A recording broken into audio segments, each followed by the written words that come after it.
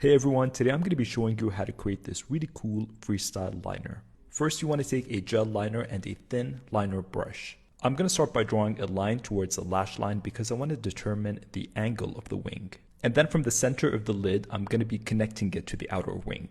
And then I'm taking a bit of concealer or foundation on an angled brush and cleaning up that edge. I'm also going to be drawing a liner from the outer lower lash line and doing it in parallel with the liner that I did on top.